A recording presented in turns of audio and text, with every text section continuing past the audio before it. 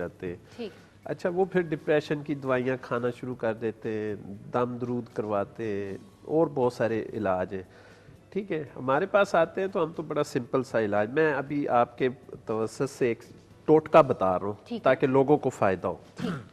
जैसे अब ये मौसम है, सर्दी स्टार्ट हो गई है, लोगों ने हीटर कमरों में लगाना शुरू कर दिए, धूप कम होगी, ठीक है, चिड़चिड़ापन ज़्यादा होगा, फ्लू, एलर्जी और जिस्म में दर्द, ये ऐसी बीमारियां हैं जो इस इस्लामाबाद में मैंने देखी हैं कि बहुत ज़्यादा होती हैं इस स्टार्ट में मौसम में।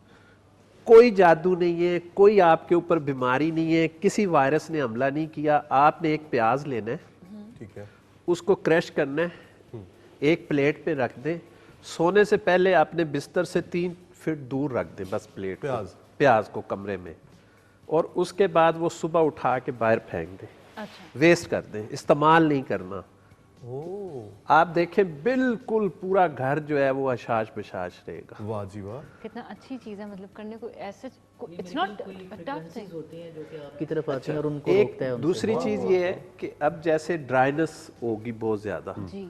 तो आप एक बर्तन में, एक कप में या एक प्याले में सरसों का ऑयल जो है वो डाल के उसको बेड के नीचे रख दें, बस वो पड़ा रहे।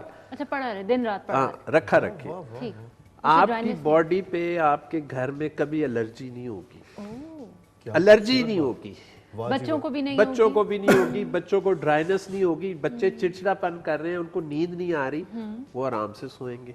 वाह जी वाह, क्योंकि जो ग्रीन कलर है जो सरसों का है, उसके अंदर 2 कलर जो है ना वो बहुत ज्यादा इफेक्ट करते हैं। एक तो ब्लू कलर और दूसरा येलो कलर। उसकी कम्बिनेशन से वो जो उस कमरे का एटमॉस्फेयर है वो बहुत एकदम चार्ज हो जाता है। वो इस्तेमाल करें, बहुत अच्छा होगा।